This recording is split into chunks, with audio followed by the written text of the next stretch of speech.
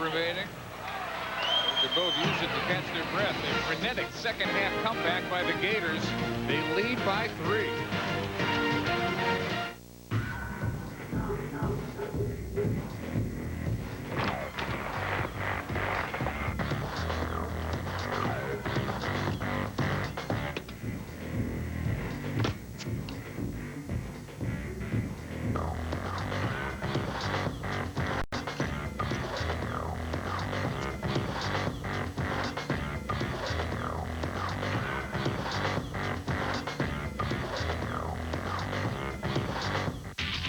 Collect presents Ava Savola and Jeremy McGrath. Hey, champ. Need to make a call? Yeah, and I don't have any change. No pocket. Ever hear of 1-800-COLLECT? Are you kidding me? So you know it saves at least $1 or $2. And it's easy to remember. So for your collect call... I'm dialing 1-800-COLLECT. Smart boy. Hey, you been riding long? It's my first time. 1-800-COLLECT. Save $1 or $2.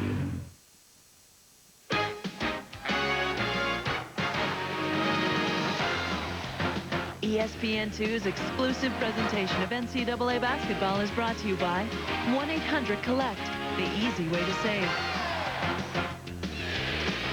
Florida 67-64 after they were down by 14 at the half. 45-31, a dominant display with 2:25 to go in the second half. At stake, first place in the SEC East, currently owned by Kentucky at 6-2, half game up on Georgia. So if Florida hangs on to this upset win on the road, you say upset, they're ranked. Kentucky isn't. Any win at Rupp Arena is an upset where they win 90% of the time. If they do so, a 3-way tie in the division. And Tennessee, even in the loss column at 5-3, they actually would have 4 clubs with 3 losses on top in the Eastern Division if, in fact, Florida holds on. Gators are 6-37 in Lexington. They have lost 10 of their last 11 here by an average of over 17 points per game. Looked like they were headed toward another forgettable defeat, and they have pulled it together behind Haslam, Nelson, and Dupay here in the second half. Dupay has gone 5 minutes beyond what Donovan thought might be his tonight. 27 minutes in counting and still out there. And showing absolutely no ill effects. Chance to tie it, and Fitch airmails it through. You know what? Dupay lost Fitch. He came off of that screen on the baseline and was wide open. Dupay was looking around for him, and it was too late. Haslam wants it inside against Stone. Under 2 minutes. Quick 3. Nelson has another one. Every time Kentucky has had a 3, Florida has had an equally good answer. Nelson with 18. Gators back up by 3. Pitch on the drive somehow finds room to shovel it underneath to Marvin Stone. Once again, a nice play by Fitch. He makes a 3 and he gets an assist.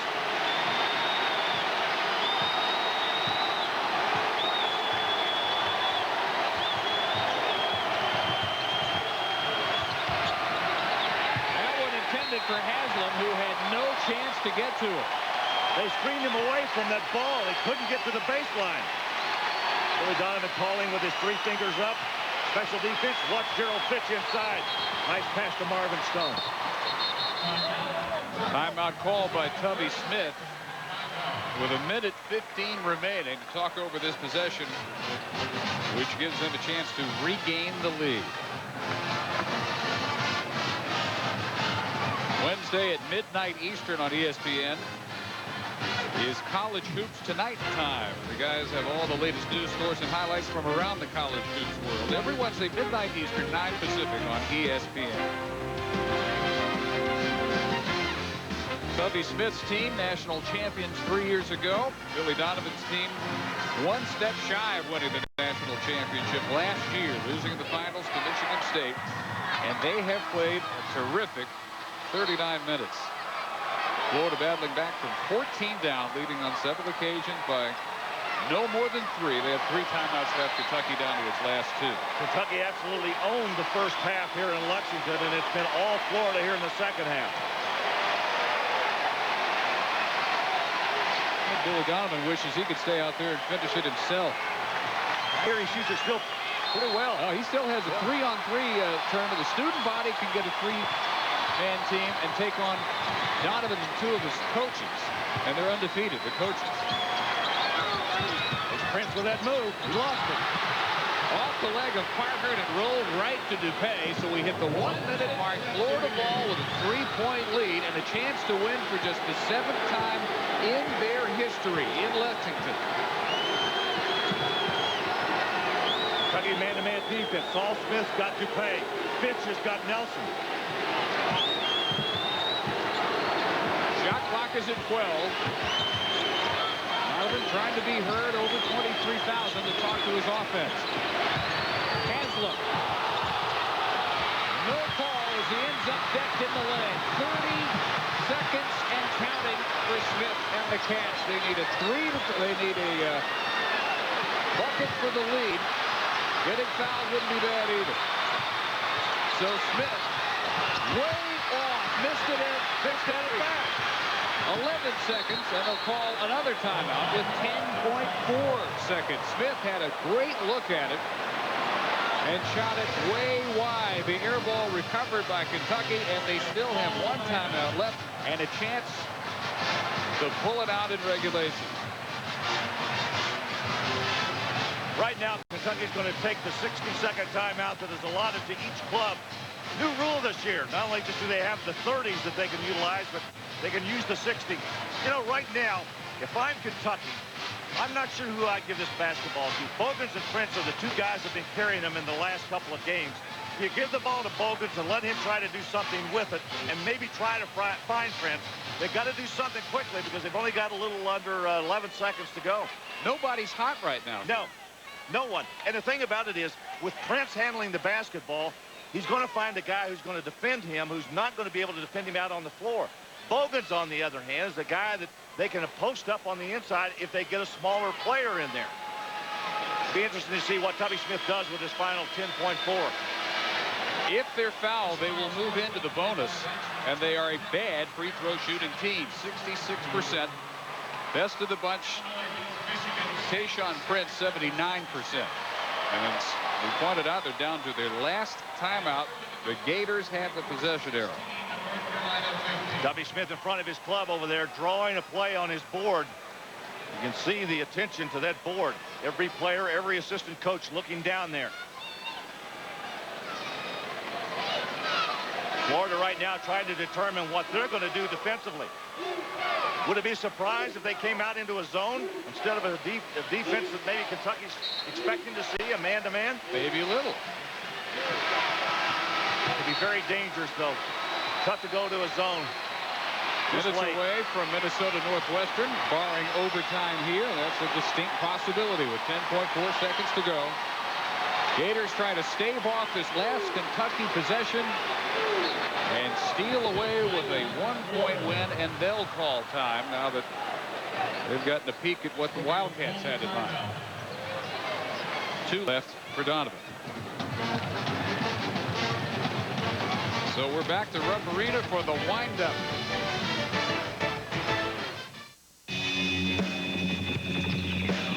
Look around out there. The world is full of invention. At Exelon, we think it's time for utility companies to catch up.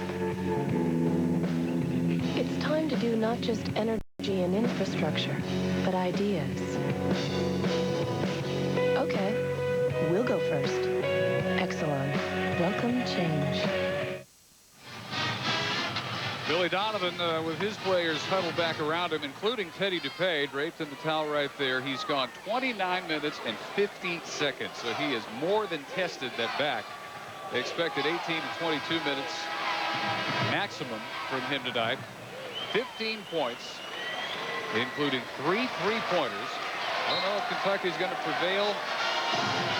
Very much in doubt with 10.4 remaining, and they trail by 1. 15 points that Dupay has, 10 of them in the second half.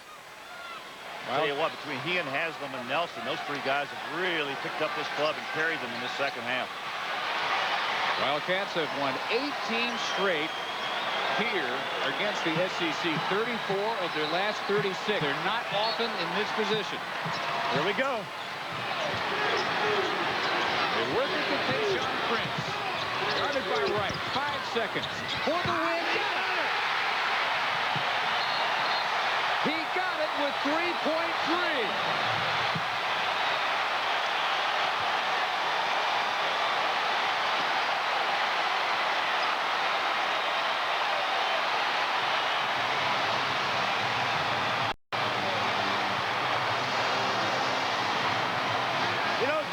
The very same move that he has used on about a half a dozen occasions tonight.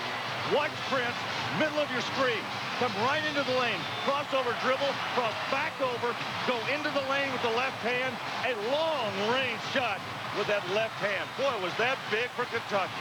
He almost lost his balance coming to the basket, regains it and throws it up over right. What a shot. Look at the bench reaction.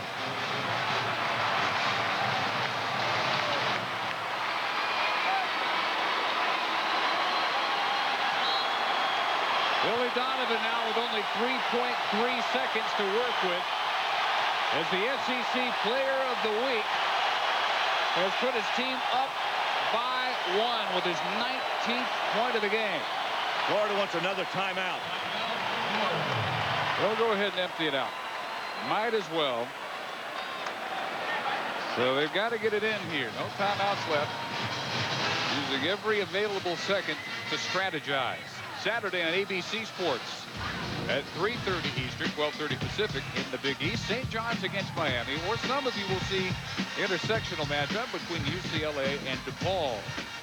UCLA coming off its upset at Stanford last weekend. That's this coming Saturday on ABC. All right, Florida, on the other hand, unlike Kentucky, has had several hot hands in the second half. 18 points by Nelson. 13 in the half. Haslam has 15, 12 in the half. Dupay has 15, 10 in the half. I go to Nelson. He's the guy I give the ball to. Now they've got, it depends on where they inbound this ball. They're going to have to go the length of the court. Can they make one pass to midcourt? Do they have any more timeouts, or are they out? They're out. They've got to go then. Brent Wright to inbound it, and now Kentucky countering with their final timeout. So they are both completely empty. They have drained the buckets. Oh, what a shot by Prince. Is that something? Never had doubt. Just oozed confidence that entire possession. Well, you know, he almost lost his balance. You see it on the replay when he made his turn. His feet almost came out from underneath of him. I thought he was going to lose the ball. He was fortunate to get his balance back and get it up over Brent Wright, who was with him every step. Now, 3.3 seconds, depending on how long your inbound pass is, can be a lifetime. It'll be time for a couple of passes. It'll be time for an extensive one-on-one move. All depends on the inbounds, and they've got the length of the court to cover.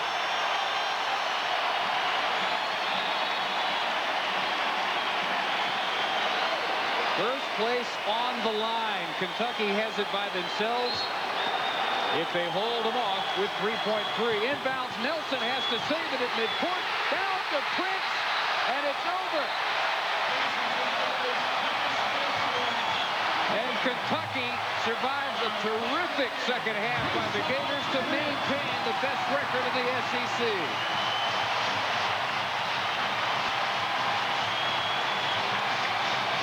Our final, the Wildcats 71, number 11 Florida 70.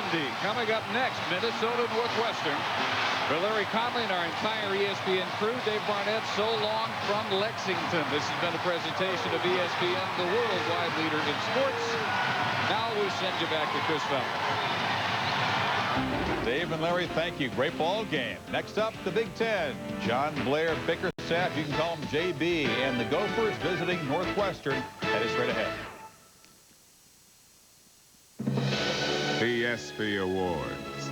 18-game winning streak. Of course, the big game in the Big Ten earlier. Now, first of all, Georgia Tech, a 10-point win over Maryland. Georgia Tech continues to come on strong. Maryland continues to sputter since giving away that big lead against Duke. lose by 10. Now the game in the Big Ten that most folks were focused on earlier this evening. Illinois, a strong performance, beats Michigan State by 11 to take over first place. Alone in the conference, Corey Bradford had 6 threes. That is double the total of Michigan State's team. Michigan State just 3 of 18 behind the line, but it continues to get tough. Illinois, a very tough stretch ahead, so net lead is certainly not safe in the conference. Earlier, we hope you saw this one on ESPN2. Terrific finish as Tayshaun Prince hits the game winner with about 3 seconds to play. 2 of his 19 points, holding off a very strong second-half rally by the Gators. Kentucky 7-2 atop that division of the SEC. Connecticut, badly in need of a victory, gets one by 15 over Providence at home. Albert Mooring, 19 points and 6 boards. Balanced scoring for the Huskies, who came on strong in the second half to rally from behind and then pulled away to get to 4-5 in Big East play. And Villanova stepping out of conference and smacking around Penn. This is the difference between the Ivy League and the Big East. Penn 4-0 in conference, but a little over their head when they take on a team like Villanova. Okay, we continue to get back now to action at Evanston. Wildcats have the early lead over the Gophers, guys. Thank you very much, Chris. And they have got the stretcher in from the ambulance, and they are going to get J.B. Bickerstaff some help. We really enjoyed our talk with him today after shoot-around practice. We were reminiscing about some of the days in Seattle when his father, Bernie, was the coach of the Sonics, and he was the ball boy. Told me his favorite player was Nate McMillan, currently the coach of the Sonics. What a thrill it must be for a young kid to be able to hang around NBA teams like that. And he said that it was kind of funny because, you know, so many times you go through frustration as a player, and Coach Monson always said, hey, JB, you know, if you're down or you don't like the way things are going, call your dad and ask him what he thinks. And he said, every time I call Dad, he said the same thing that Coach Monson was saying, so it was kind of pointless. Yeah. Bernie Bickerstaff has been so supportive of this program, and you would think with all the basketball knowledge that he has that he might be a little more boisterous of maybe some things that he may not necessarily agree with, but Dan Monson said that, and here you see Dan Monson, and there's no doubt that he is on that cell phone talking with Bernie right now.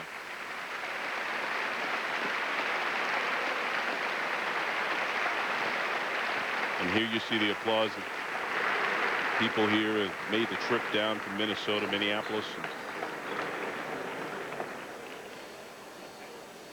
You know, you talk about JB talking about calling his dad. Dan Monson has recently called his dad. There you see Don Monson, the longtime coach for Iowa, and he also coached Oregon, Coach Terrell Brandon, and he's in attendance tonight to support his son. And there you see him clapping as JB Bickerstaff is being carted off. What a wonderful career he has had at Minnesota. And beyond the numbers, as I mentioned before, he really was the person that helped bridge the two regimes, the Clem Haskins regime and the Dan Monson regime, and really has kept these guys together, kept them moving forward. Good luck, JB. You're a class act. We wish you well, my friend. We should mention he's already got his degree. Got a degree in speech communications, working on his master's actually in sports management. No doubt he is going to be walking around NBA arenas one day, just like his dad was, perhaps as a coach or in personnel. We wish him the best. As we get back to basketball, our score, the Wildcats up 10-2. Ben Johnson at the line trying to complete a three-point play.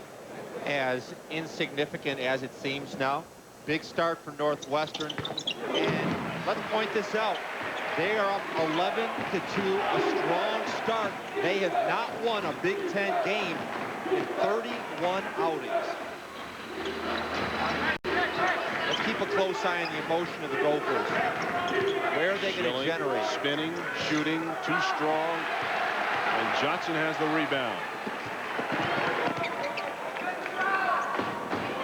Young to the party. Reichert on him. The Wildcats offense is kind of similar to what Bill Carmody ran at Princeton. He says the only difference is we don't have the same personnel, and they're still trying to get down the backdoor cuts, screens. Everything has to be very precise in order for it to work. A lot of zone defense for Northwestern. Somewhat of a surprise to me. Spread the court. That's the motion offense that the Gophers bring. Travaris Bennett is on the floor. He takes the place of the injured J.B. Bickerstaff. Drayton with another rebound. Here's Johnson taking it baseline. Doesn't get the roll, and Hardy's going to get an over-the-back foul. Talk about how Minnesota has struggled in the first half. You see there against Georgetown, against Ohio State, 2 times against Ohio State, digging themselves big hole. And it's kind of a pattern, Tim, that they've fallen into. 5 of the last 7 games, they have struggled in the first half. Dan Monson feels that his team is very resilient, maybe because they've had so much problem in the past with all the NCAA allegations. This defense is very confusing for Northwestern. A lot of matchup, a lot of zone principles. Simmons from the corner. His 3-pointer no good. Bennett with the rebound. Back to Simmons. Pass inside, and Bennett can't get it to fall, and finally taps it back in. Anytime either one of these squads goes inside the lane, let me revisit. There's no shot blocking on either side, so if you go with the power game, you can have good success. Jennings spinning and draws a foul. Aaron Jennings, really the only true center that they have. Northwestern, 6'11", their tallest player. How do you like that move? If you take away A, does the kid have B? Defensively, Riker took away the jump hook to the middle, which is, if you look in the scouting report, what Aaron Jennings really likes. So he showed a nice little drop step, got to the line. And if you look at Jennings, let's go back to what Bill Carmody's all about. You remember him at Princeton? They use a big man to run the offense. And Carmody had a guy named Steve Goodrich. Remember the big fella? Very skilled on the perimeter. If he could have any player from his past, Goodrich is the guy that he would like to run his offense. Jennings, who shoots 77% from the line, hits both free throws, and the lead is up to 9.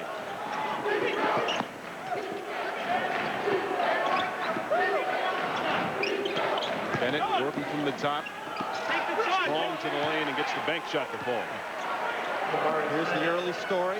Moderate pace, a lot of dribble drive, not a lot of good outside shooting, so I think we should keep an eye on the rebounding numbers as well. So how about the fact that Bennett, who came in for Bickerstaff, has scored 4 points since he's come into the game? Blake, his shot partially blocked. Burleson inside, Jennings deflects it away. Young was tripped up, no call, and Collier Drayton now controls it. Zone defense really extended out onto the court. What does the zone defense do against this offense? It's a great question, Darren, because we've heard all about the backdoor cuts that Princeton ran. Northwestern runs them just as well, but you can't do it versus a zone defense. Young, double team, kicked out. Johnson skipped across. Drayton looking at it. Reichert on him. Pass inside. Jennings just gets it off to beat the shot clock. Simmons in the open floor. Over to Reichert from the baseline. Does the basket count? A whistle beforehand, foul inside. That's a tough possession because they try to get Reichert the jump shot at the short corner. Now, notice on dribble drive, when you see a guy about 35 feet start to dribble, if you can't block shots, the only way to defend is lay your body on line. And Terry, you know, we've seen a lot of charges of late. Why is it that you never see guys get hurt when they take the charge? You know, it's 2 big bodies colliding. You never see a guy get hurt. Is it possible that there's a little acting going on there? Might be. Newly inserted into the game is Jason Burke, who has the ball right there. We talk so much about Princeton. Remember that Dan Monson came from Gonzaga. This is almost like a Princeton-Gonzaga matchup. Drayton into the lane. How could that not be a charge? Johnson couldn't come up with the rebound.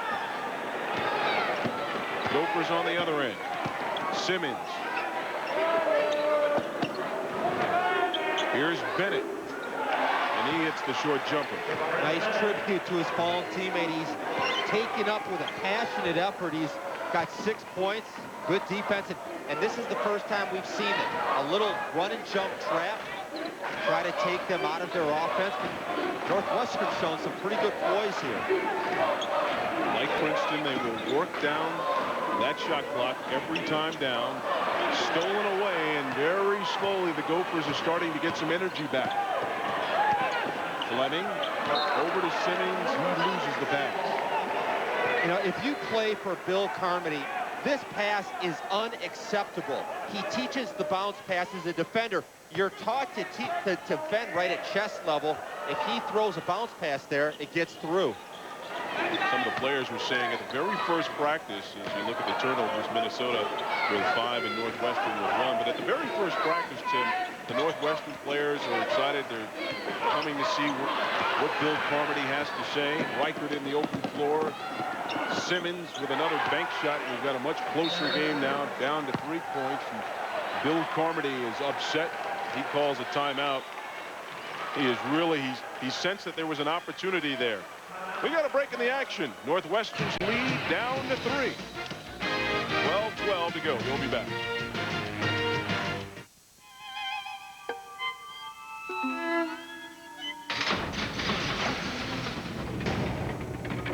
We didn't have to offer side impact airbags on all our new cars. We didn't have to make those airbags the kind that are designed to help protect your head, just like the ones that come in Mercedes and Volvo. We didn't have to. That said, we did. South to south pit, stroke, check, check. Her hand isn't ordinary when she's the one you love. To slip an extraordinary gift onto it, come to Kay Jewelers. Give your Valentine Kay's 3-stone ring with diamonds hand-selected for exceptional beauty. Every kiss begins with Kay. Kay Jewelers. At BASF, we don't make the carpet, we make it tougher. We don't make a lot of the products you buy, we make a lot of the products you buy better. BASF. Don't let Old Man Winter slow you down. Take Hall's Defense with vitamin C. It's a full-day supply of vitamin C. Hall's Defense, a powerful defense against winter. Get Hall's Defense and get going. What has the world talking? TI programmable DSP, turning cell phones into handheld engines of information. From the world leader in digital wireless, Texas Instruments. 13-10 Northwestern with the lead here in Evanston. Darren Horton, Tim McCormick with you. And Tim, this is a game that Northwestern really needs if they want to have any chance of getting in that large bid. Oh, I agree completely. Let me lay it out for you. They have 15 wins right now with 8 games remaining. If they can win 5 of the last 8, and it's a brutal schedule, so it's a big challenge, they'll have 20 wins. If you play in the Big Ten with 20 wins, you go to the NCAA. So I really believe that they have to win this game. And next up, they get Michigan State. You think Michigan State's going to be a little hungry after tonight's loss? And not too far after that, Illinois comes to town. Yeah, those are their next, actually Penn State as well, but those are their next 3 home games. Michigan State, Illinois, and Penn State. 2-3 zone. Want to try to put as much pressure on Northwestern. Get this, 85% of Northwestern scoring comes from freshmen and sophomores. They have no seniors that play. Shot clock under 5. Blake has to release a prayer, and Jennings couldn't get the rebound.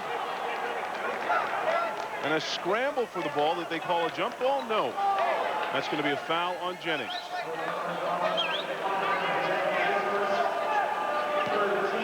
Minnesota started this game cold from the perimeter, but they've gotten it together shortly after the Bickerstaff injury, and they're 4 for their last 4. And they're waking up. And a timeout on the floor. Still a 3-point lead for Northwestern.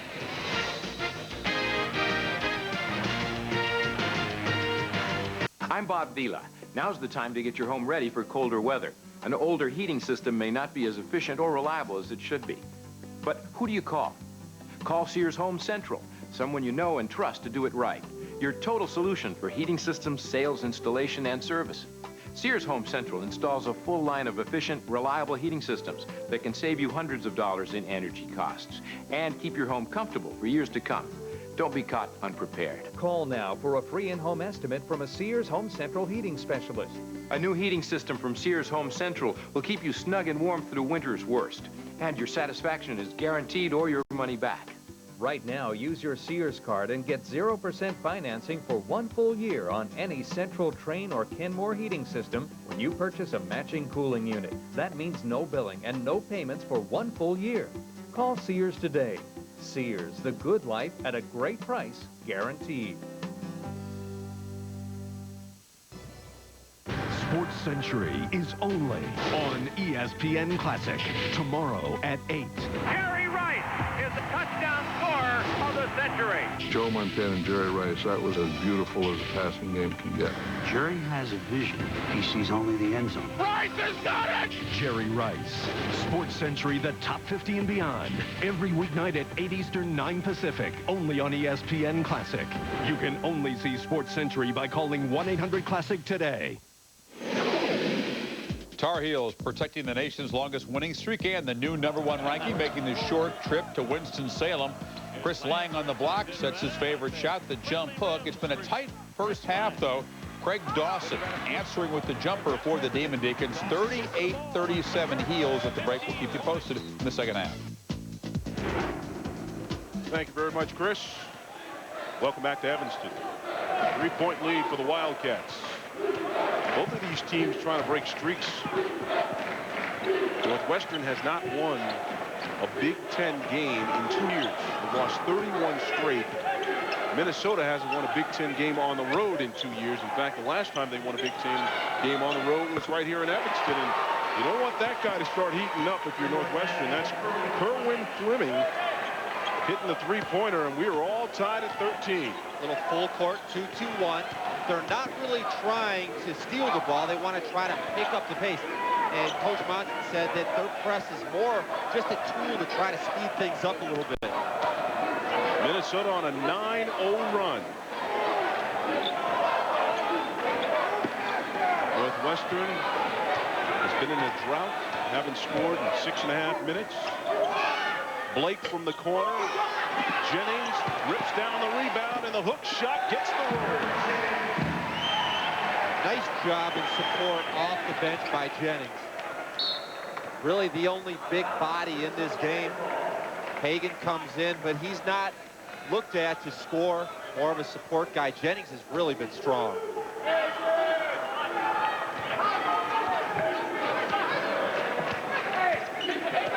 A little variety of defense.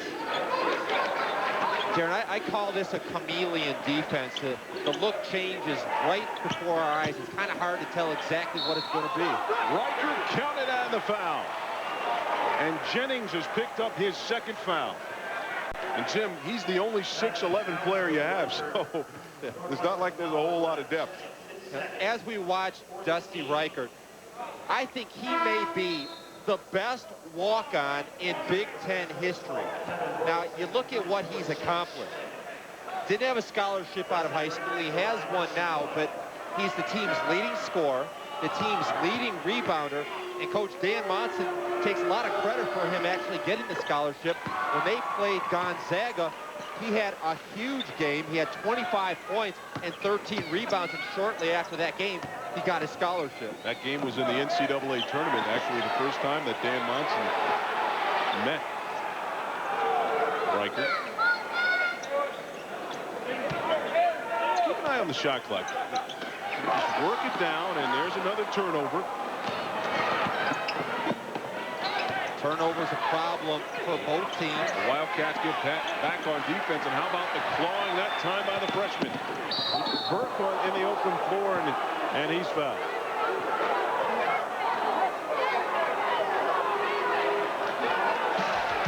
Don't forget, this Wednesday, it's a doubleheader on ESPN.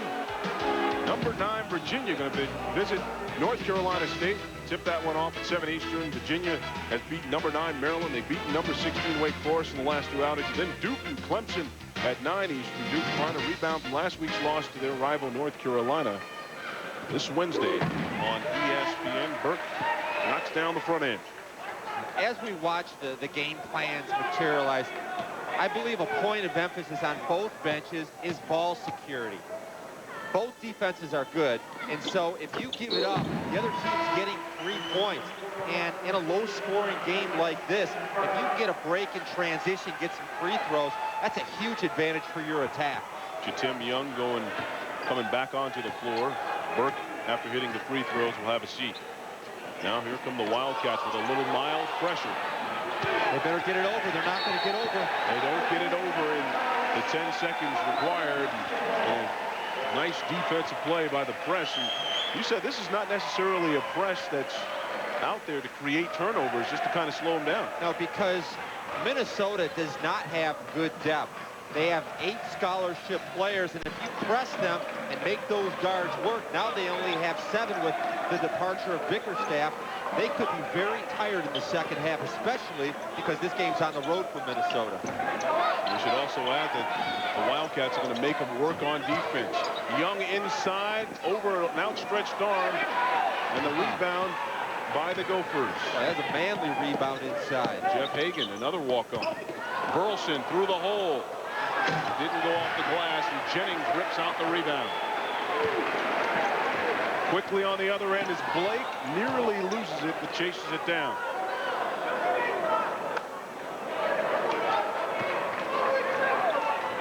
So once again, the Wildcats will control the pace, working around this 2-3 zone. Skipped into the corner. Blake has it. Nearly stolen away. Here's Johnson, skipped over Young. Down to 5 on the shot clock now. Inside, Jennings wants to work on 2 men, and he draws a foul. And Tim, he's a great guy to bring to the free throw line because, as we mentioned, he shoots at 77%. I agree, and this is at the other end. Dribble drive by Kevin Burleson, and you have to use the backboard here. And I think part of the problem throughout the conference season, they're playing against all of these big teams. Their last outing was in Columbus versus Ohio State. You may have seen Ken Johnson, the SWAT block, the block shot expert, and you get used to playing against all these big teams. You start looking for shot blockers out of habit. Against this team, Northwestern, go in and lay it in confidently. Wildcats 8 for 10 from the line. Jennings' second one is good. He has 5 points in this one. That last foul was by Kerwin Fleming, and that was his second foul. And again, the pressure by the Wildcats. Darren, versus a zone press, you want to try to dribble the ball through it. And it's effective once again, Tim, as Burleson takes an extra step, traveling. So another turnover by the Golden Gophers. That's their 8th turnover. So 8 turnovers and only 7 made field goals in this game. Rough way to win it. I really don't see any way this isn't a close game, Darren. It's going to go this way throughout. Let's be surprised if we go to the last couple minutes without this thing being decided yet. Inside, Jennings again. Kicked over. Johnson has the wide open 3. In and out. Young inside, battling for the rebound, but it goes off of his hands and out of bounds. We've got a break in the action. Northwestern with a 2-point lead, looking for their first win in the Big Ten in their last 31 games. After over 10 years, we still have a no-hassle, no-haggle pricing policy at Saturn. We don't yell offers from the highest tree. We don't play games. And we don't have promotions every other week. But that doesn't mean we don't compete. Lease a 2001 Saturn SL1 for $199 a month for 39 months with 0 due at lease signing. Call for lease details. This is Justin. Justin likes to hit. Short shots, long shots, difficult shots, impossible shots. But most of all, he likes to hit perfect shots. Discipline creates performance. AIM funds. The idea is discipline. The purpose is performance. The name is AIM. Some kid is starting a pizza company using quality ingredients. I'm so scared. Papa John's now the fastest growing pizza company. Using their expensive sauce, they'll never last. Papa John's is 16. I'm telling you, quality is just a fad. For all of you that helped us prove that quality is not a fad, here's a special thank you. 2 large, 1-topping Papa John's pizzas for just $11.99. 2 for $11.99. They'll really go broke now. Eat. Better ingredients, better pizza, Papa John's. And welcome back. The Northwestern defense is having an effect here in the first half against Minnesota. You see, this is what Bill Carmody is excited about. They are playing well defensively, 4th best in the Big Ten and allowing points. Minnesota, they got 15 wins, Tim. You say 20 is the magic number to get into the NCAAs. Well, where are the 4 others if they win tonight coming from? Well, that's the reason we said they've got to win tonight, because there are no easy battles remaining. They have 7 remaining games and then 1 guaranteed game in the Big Ten tournament. But they've got all the big boys in the Big Ten.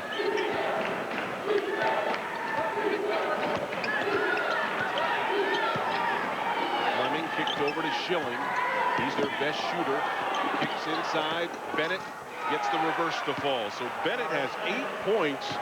And remember, he came off the bench when J.B. Bickerstaff went down. Everything we've seen has been zone defense with man-to-man principles. And I just think that when you go up against zone, you've got to be patient and you have to flash guys into the gaps and seams. You see where it says Big Ten, that's the spot. You saw Jennings flash. Drayton on the baseline, and his foot touched the out-of-bounds line. Minnesota, we were talking about that schedule. We mentioned that they're going to have Michigan State coming up to Minneapolis next. That's on Saturday, followed by Penn State, Michigan, Wisconsin, Indiana, and Illinois. 3 of their last 6 games against ranked opponents. Schilling lets the bomb go from 3-point land and knocks it down. They need some of that. I almost wonder, though, especially with the injury to Bickerstaff, yeah, you set your hopes high and talk about NCAA, but I believe that they really try to get things tight, get their rotations down, and think NIT. I believe that's more realistic. And this time down to Tim Young. His foot touches the baseline. Last time down for Schilling. Schilling is the best shooter on this team. But one thing he's found after leading the Big Ten in that category early in the season, the scouting reports get very deep. And you seldom find anybody allowing him open shots in conference anymore. Northwestern going to turn up the defense. They barely get it across that time, Tim. 26 seconds on it. The shot clock and another turnover as the Gophers continue to be bothered by the defense of Northwestern. It's a pretty good example there. The press did not create a turnover, but clearly it took them out of their offense, and I think somehow it really helped them to get that turnover. We had a chance to visit with both of these coaches as Jennings goes inside, and he doesn't get the roll, but he's going back to the stripe. We talked to both of these coaches, Dan Monson and Bill Carmody. You see Bill Carmody, I was asking him, we take another look at Jennings. Jennings is a guy who actually started the season in the starting lineup for 1 game, and then Bill Carmody decided to go with a shorter Tavares Hardy, who is on the bench right now. But you see Bill Carmody. I asked him, I said, your last team at Princeton, when you were ranked number 10 in the country and you go into the NCAAs and you're winning the game, could that team compete in the Big Ten? He said, absolutely, no doubt. Well, they played the big boys. They went to North Carolina. They played a top-notch schedule and won. So I absolutely feel that his team at Princeton could win in the Big Ten. And so far, Aaron Jennings has been really the surprise player. He's doing his best Evan Eschmeyer imitation. Remember the big fella now with the New Jersey Nets? Bennett can't get the bomb, but we have an over-the-back foul against Ryan Wildenborg, the wild beast, as they call it.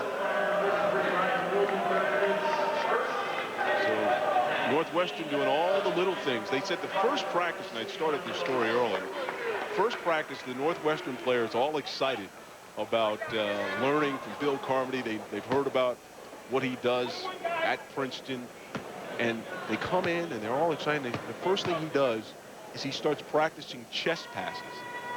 So the guys will look, we know how to throw a chest pass. They throw chest passes. Well, the chest pass is hitting the player on the waist. And Bill Carmody says, no, a chest pass lands right in the player's chest. So they worked on that for a half hour.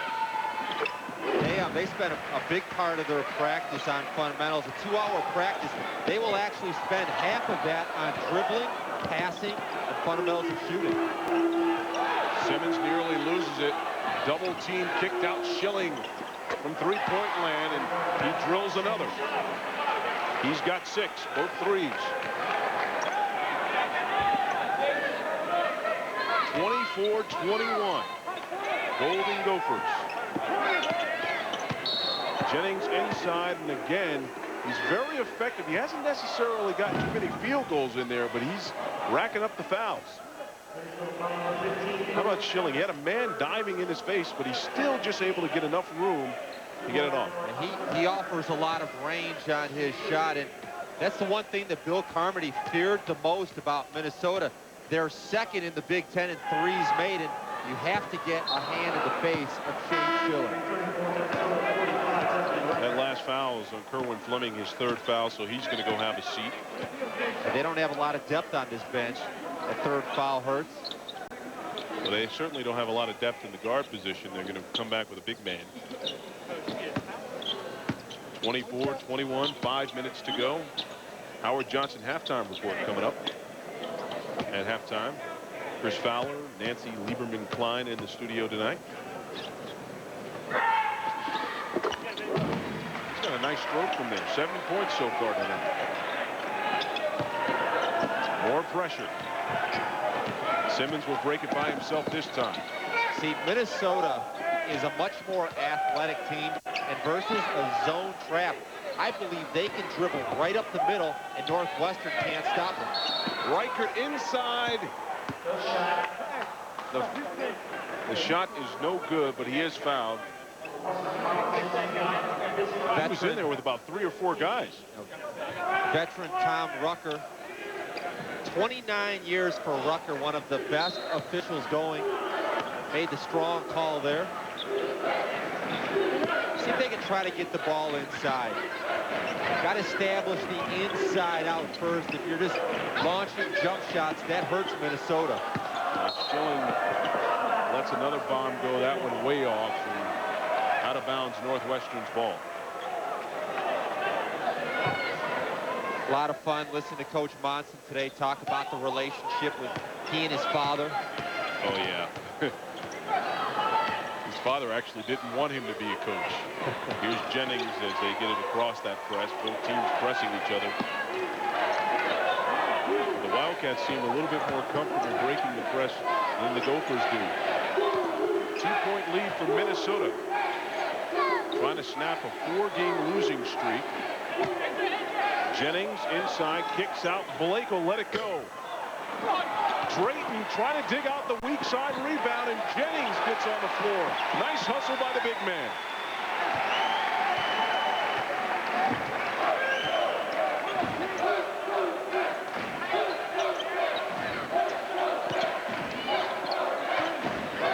Notice the center of the court. Jennings does a lot of screening. That's the biggest part of his job. You watch him slide in the low post, but he'll always step up and set ball screens as well. Drayton skips it across to Young on the baseline. And he draws a foul. Is that an offensive foul? Yes. So Jatim Young will pick up the foul. We've got a break in the action. The hustle by the Wildcats has been the story here in the first half. Northwestern in a tight one, down by 2.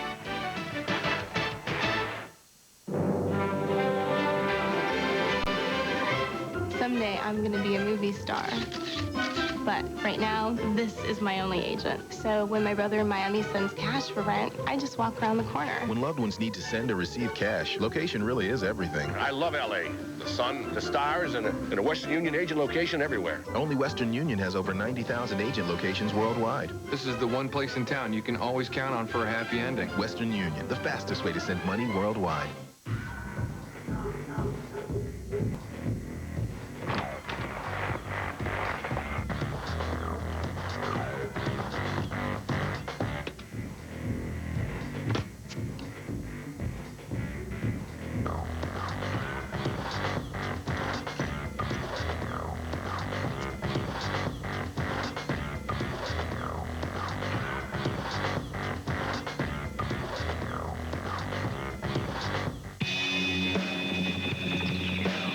Look around out there.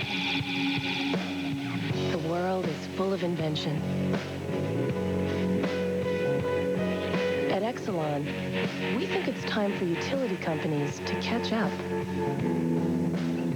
It's time to do not just energy and infrastructure, but ideas.